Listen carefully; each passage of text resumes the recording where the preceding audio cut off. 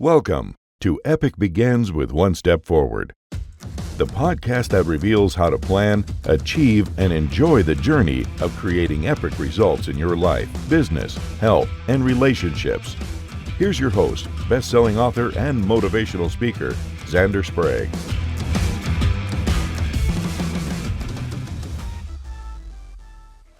Hello, epic people, and welcome back to a very special Christmas Day episode of Epic Begins with One Step Forward. I'm your host, Zander Sprague, and today I am so very honored to be joined by Dr. James Mellon. James, tell us who you are and what you do. That's a good question. Who am I?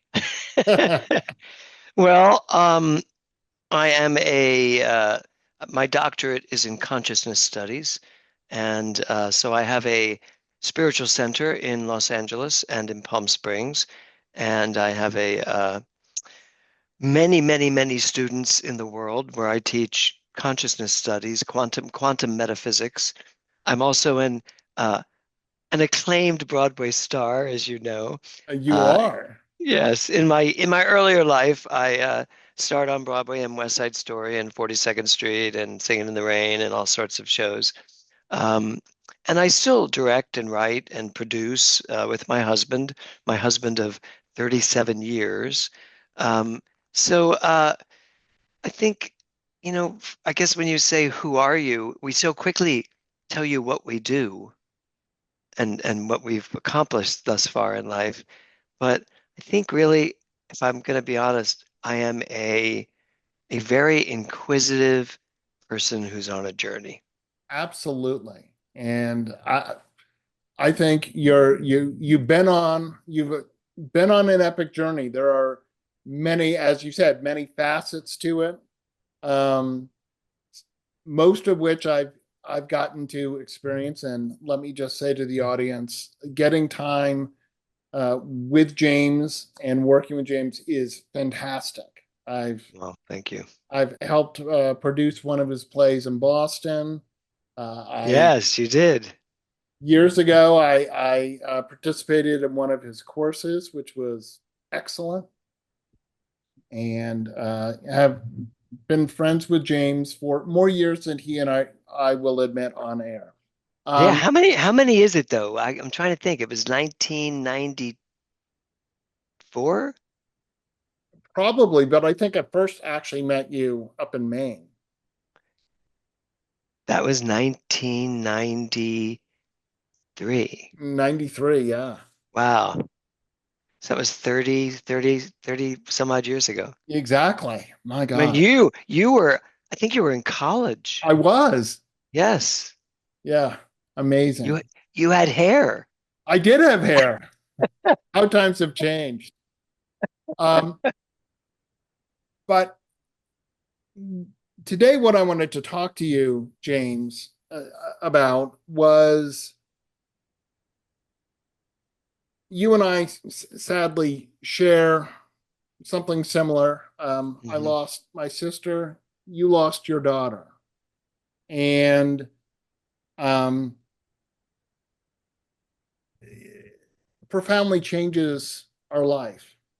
Yes, it does. And so take a moment and tell us a little about Nora. Sure. So I am a married gay man. My husband and I met 38 years ago, and we always knew we wanted to be parents. We always knew that was something we really wanted. 38 years ago, it wasn't as easy. We were in the midst of trying to adopt, which was also not easy for a gay couple 38 years ago. And we were given the opportunity to be, for me to be a biological parent with a lesbian couple. And so we ended up having twins. And it was a boy and a girl. And this was 26 years ago. And so Nora and Will, our two children, were born.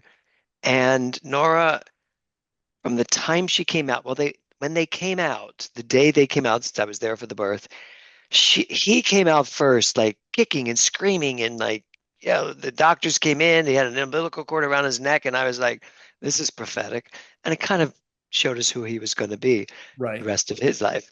And then maybe 15 minutes later, she just flopped out with this white hair and these big blue eyes, sort of like, thank God he's out of here. Now I can just be myself. And I was enjoying the extra space for just a little yeah, longer. she did too. She crawled back up. They were like, that was weird. So it took a while to get her back down. Um, and there was a very special bond between Nora and I think partly because they handed me Nora right away because Will was instantly dealt with by a team of doctors because he had a hole in his lung. Right. And so he was in intensive care for a while. And so I was with Nora a long time before I even got to see Will again. Right. And we ended up creating a father-daughter bond that was pretty spectacular. And then she started showing her talents. And when she got into like 7 years old, I wrote her a musical for her to star in. And she just showed us who she was. And she was an amazing singer, actress. She was made great dancer. She was 5'9", blonde hair, blue eyes, like long cascading blonde hair. Um, and one of the nicest people you'd ever want to meet. Kind, compassionate, considerate. Very She much had so. it. Yes. She had it all going for her. And she went to UCLA. They both, and I feel like I'm undercutting my son, who is equally as talented and amazing and kind. Uh, Will went off to Texas to go to college, and Nora got a full scholarship at UCLA for her singing and dancing. Hmm. And the summer before she went to college, she got tapped. She got asked to audition for Mamma Mia, the sequel, Right. to play Meryl Streep as a young girl. Oh, wow. And so she went in, and I was at the audition. We went into New York, auditioned. She goes in. Girls have been going in and out all day. Yeah. We're watching them, and they go in, they do their thing, they come out. Nora goes in, and it's now like 5, 10, 15, 20 minutes later, and she's not coming out. She finally comes out, and she goes, "Let's go. I'm starving." And I was like, "Well, what happened? You were in there for 20 minutes." So then she proceeds to tell me she read. They asked her to read it again. They asked her to sing. She sang. They asked her, does she play an instrument? They had instruments there. She took her guitar, sang them an original song. Then they had her do another scene again. All this takes a long time. We're driving home. We're driving back to upstate where I'm directing this industrial. We get the call from the agent that she's on hold to star in this movie. Oh, wow. And and then she's not eight. She was 18. Yeah, she was 18. She was not 19 yet. And they wanted the girl to be at least 19. And anyway, long story short, she didn't get the part. Lily James got the part, big star from Downton Abbey. And apparently, Lily James it was her role, but she was screwing them around with their contract. So they said, we can find someone else. They found Nora. They said, we're happy to give it to Nora if she says no. She said yes. So Yeah. Nora went off to college, and of 4 weeks into college, it was Thanksgiving weekend. Yeah. She had this dark night of the soul with me saying, I don't want to be in college. I don't want to be studying things that I already know how to do. I want to start my career. I want to start my life. Would you consider letting me drop out of school and go start auditioning? And then she looked at me. She was like you did. Kind So of hard to can't argue with that one, isn't it? yeah, can't really argue it. She goes, you didn't finish college, and you started on Broadway as soon as you got there. I was like, oh, yeah, I understand that. So I agreed with her. I said, I will do that. I will be the one that stands up to the two moms and the one other dad and say, I've given my blessing for her to, I said, finish this semester. I want Yeah. you to finish your first semester. It's only about 6 more weeks. Then going into the new year. And she was having boy trouble, as only a 19-year-old girl can have. She's having boy trouble, and so that night, after this long drama day of 19-year-old girl drama, um, we were sitting at the piano. She had written a song and I was listening to it. And then she went off to dinner with the boy she was having the trouble with. Right. And the last thing she said to me is, "I love you, Dad." Mm-hmm. And I kind of sarcastically said, "I love you too. I don't know why you're having dinner with him when you're having this big issue, but Mm-hmm. I'll talk to you later." She walked out the door and we never spoke again. Oh, She had painful. yeah, it was a 18-year-old drunk driver who crashed into her side of the car and she never came back. She was in a Mm. coma for 5 days and she never came back. And as you said, um, I remember when Lucy died, and I remember how that impacted me that that could happen so quickly, that someone could be here and gone so quickly. And she wasn't my sister or my daughter, and yet it really impacted me when that happened. I never knew how it could impact me to lose someone like a daughter, or a husband or a wife, or what so many people go through. And it's not something that I can even explain. It's 6 years now, and people say, "You really seem good. You feel like you've got through that." And I'm like, I will never get through that, but No. I will live with that. And yeah, and as I say all the time, uh, occasionally, more so at the beginning than now, because we're coming up on 28 years. Wow, really? Yeah, something Wow. 27, 28 years in December. Um, People will say, "Oh, well, oh, are you over it?" Well, no, I will never get over losing my sister. I'm working my Right. way through it, and some days better than others. Right. Um, Exactly. and you know, you can't know. And what I guess is prophetic is when Lucy died, you were so very brave and got up and sang the title song to the play that I helped produce, as did Lucy, Unfinished Song, which seems so, I don't know, Prophetic, prophetic. Yes. especially now for Nora and Lucy, really, Yeah. because, and yet, it's funny because someone just asked me this. I I no longer think of Nora's life as unfinished. When she first died at 19 with everything in front of her, Sure. I thought to myself, all the things that she's not going to get to do, all of the things. But you know what? At the end of the day, it wasn't all the things that she's not going to get to do. It was all of the things I wasn't going to get to experience with her, like her walking down the aisle, her having children, her first Broadway show. We used to kid each other and say which one of us was going to win a Tony first. Right. Um, those sort of things. But now I realize, I teach quantum metaphysics, Yeah. and energy cannot be created or destroyed. It's Right. just a simple principle of thermodynamics. And she's she did what she did. She spent 19 years living the life that was hers to live. And I don't know where she is now or what she's doing, but I know that energy cannot be created or destroyed. So she's not gone. She's just somewhere else. Absolutely. And as I say to parents and siblings all the time, people who've experienced loss, whether it's death or end of a relationship or whatever, which is celebrate the rainbow that was that energy, Yeah, right? Don't focus on, so many people focus on the dot. I don't focus on the dot that was the end of Lucy's life.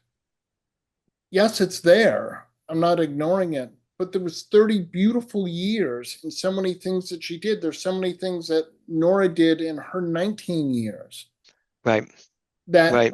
why wouldn't you want to celebrate that?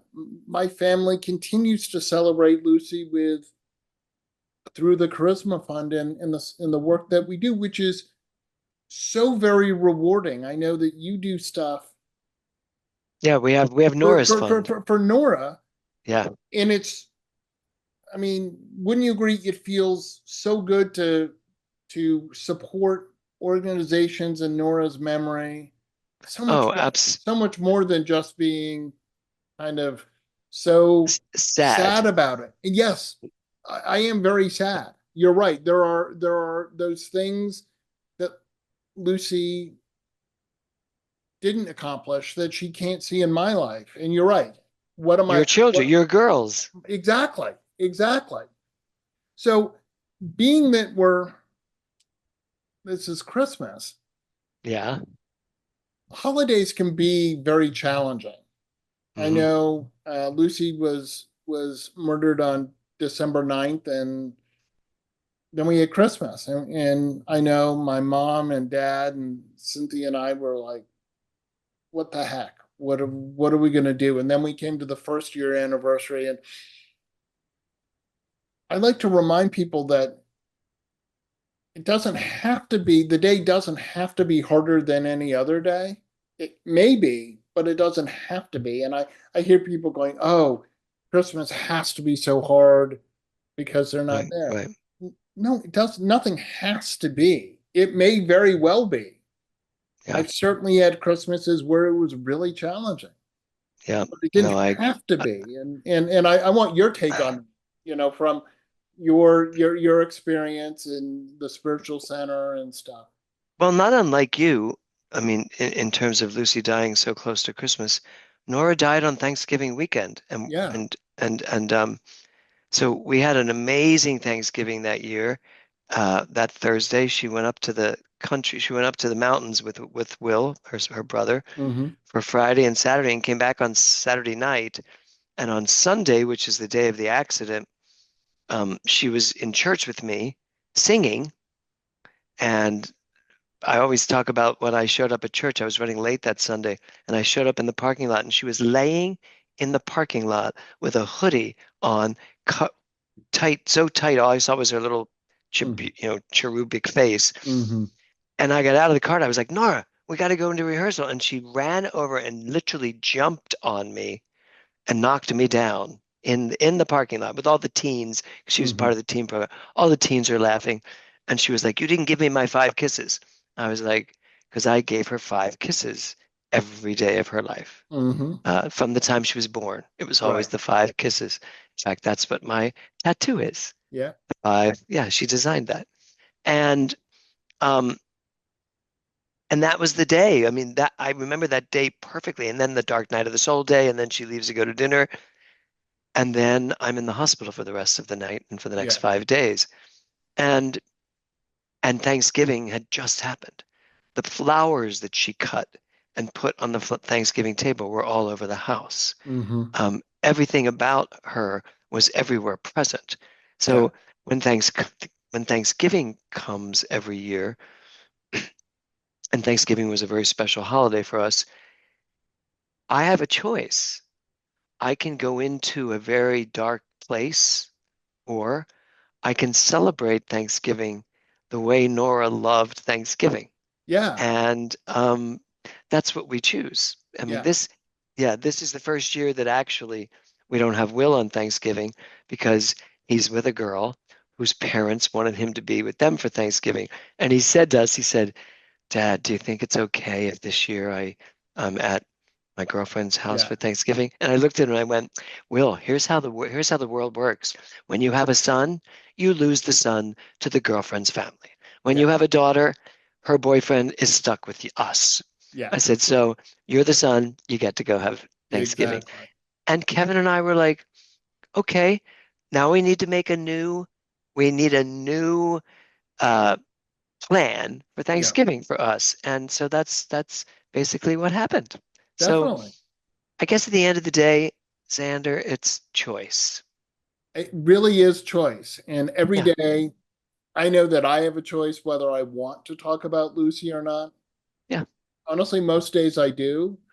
It's how I Me keep too. her Yeah, alive in my heart and in my life. right. And again, I feel so much better to celebrate her, and how better to celebrate her than to talk about her, share who she was with people. Yeah, no, it's true. And Nora had some things about her life that I wasn't aware of, um, that some of her friends, including my son, have chosen to share with me. Like Uh-huh. Will said something to me at one point about this boy that she had dated briefly. And I was like, as Will was telling me, I was like, you know what? If she wanted me to know, she would have told me. And Yeah. Will was like, no, Dad, she'd have eventually told you. She told you everything. He Yeah. said, but this happened pretty quick, right before Thanksgiving, and she was in Texas visiting Will. And he told me the story, and I just laughed. I was just like, and I still remember it. It still comes up. And it was with a boy that is now part of our family because he moved to LA to be an actor. And, Right. every in the beginning I'd see him and I'd be like, uh-huh. And Uh-huh. he would just go, I can't believe they told you that she and I connected.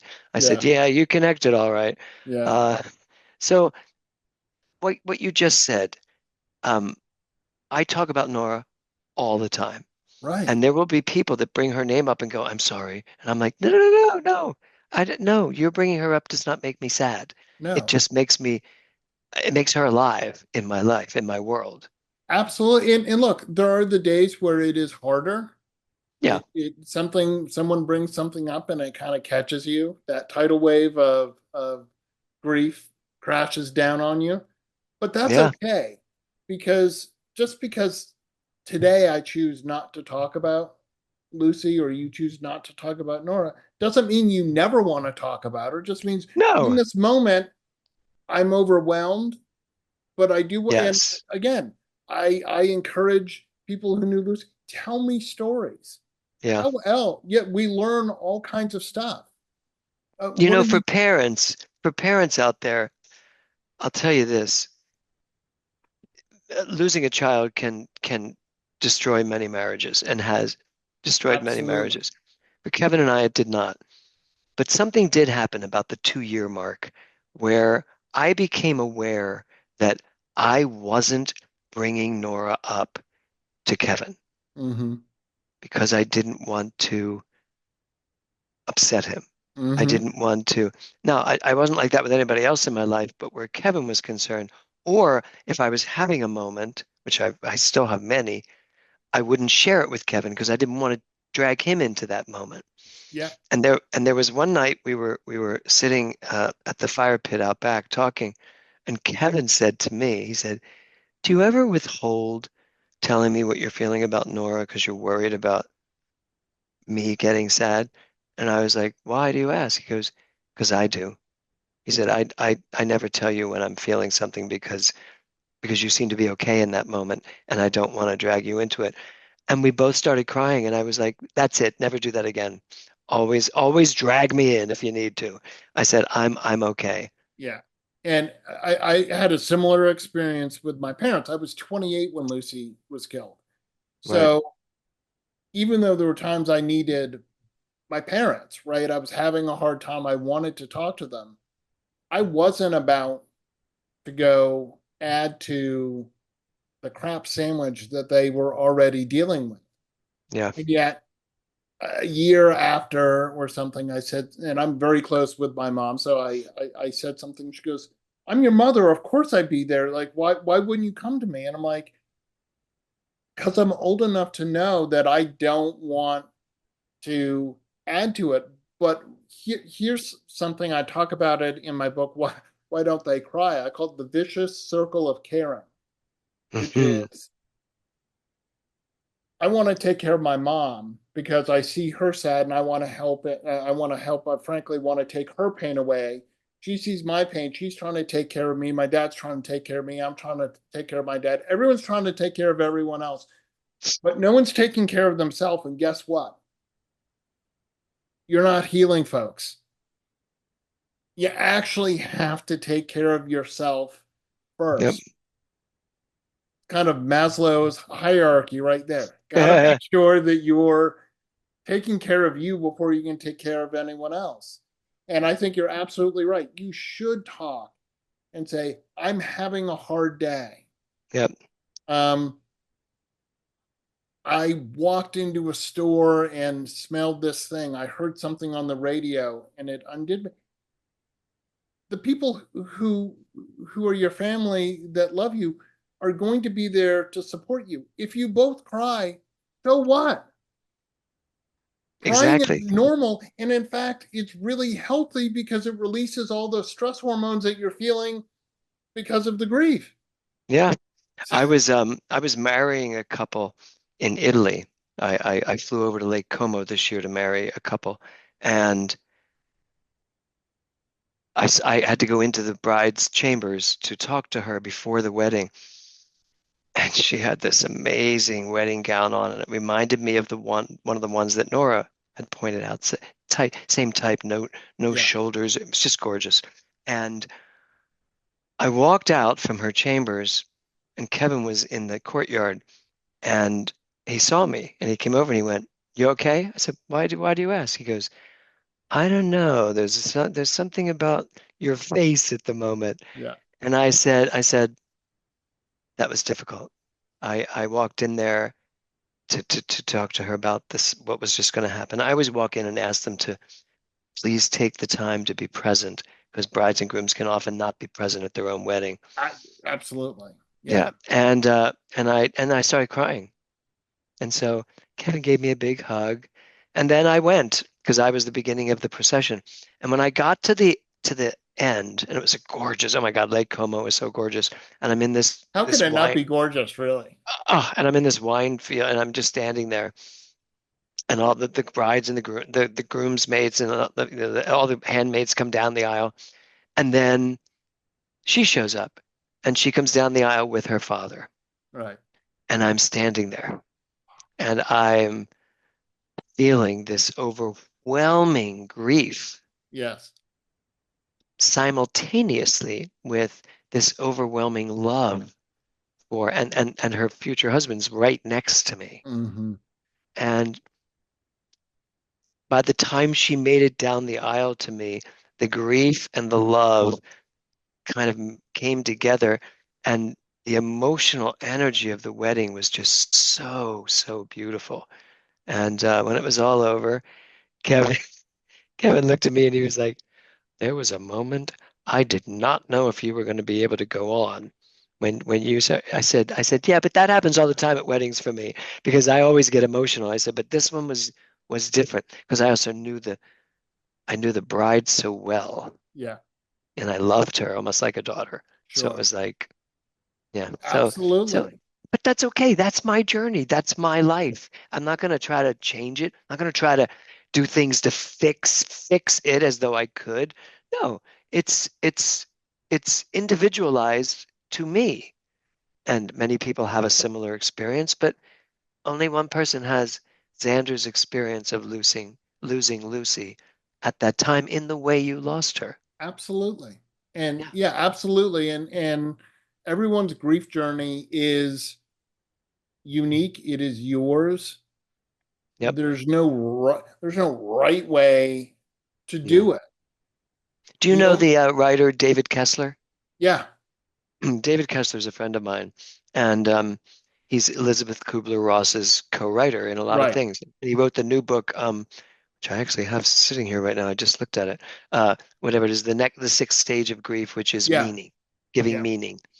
And when Nora passed, he swarmed in on me so quickly with like all these books by him, he and Elizabeth Kubler-Ross, and all the many ways to help me. And then once he gave me all the books and talked to me about everything, he looked at me and he went, "And your grief is going to be different than any other grief in the entire universe. So welcome it Yep.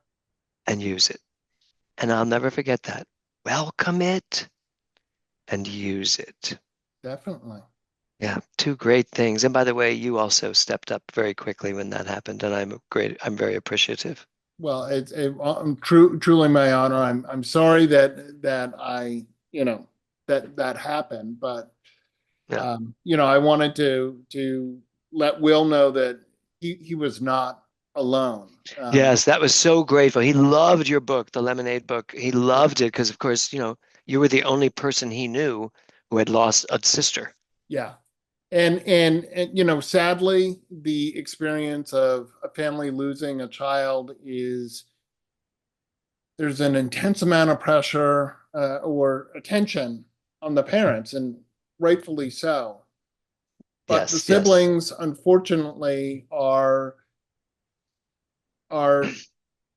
put to the side, ignored. No one asks how we are, and The Hmm. fact of the matter is that for Will, the longest relationship he was going to have in his life was his sister. Yeah, And and they were twins. They yes, inhabited the same womb, you yeah, know? no, and twins is a whole nother level of Yes. all of that. But yeah, I mean, when I heard about it, I just Yes, devastated, and you flew right down. I Thank did, you. and I wanted to be there to support you and Kevin, and most especially Will, because I was Yeah. Yeah. like being further down the road, I'm like, dude, I'm here, I get it, No.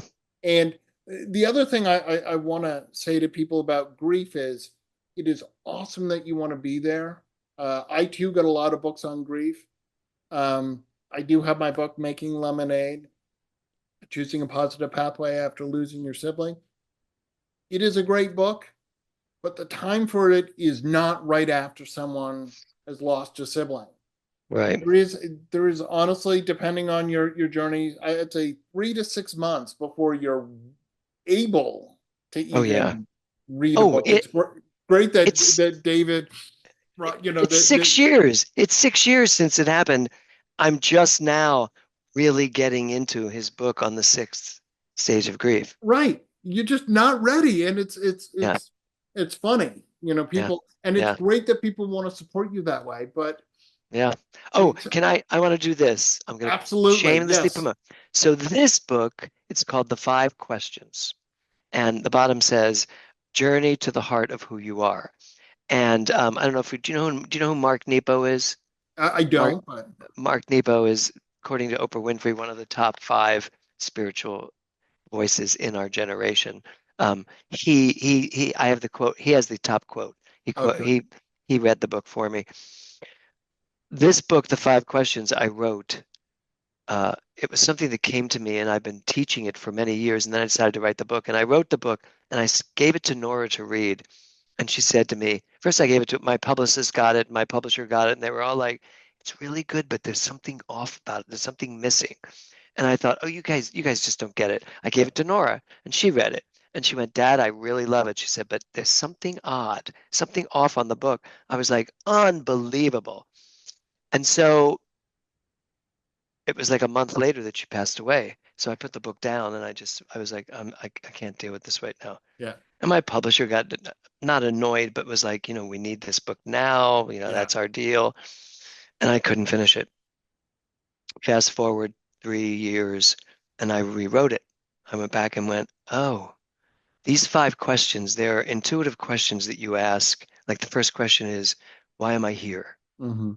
And the night of Nora's accident, when I was rushed to a hospital and was brought into an emergency room where Nora's body was Hmm. lying there on this slab.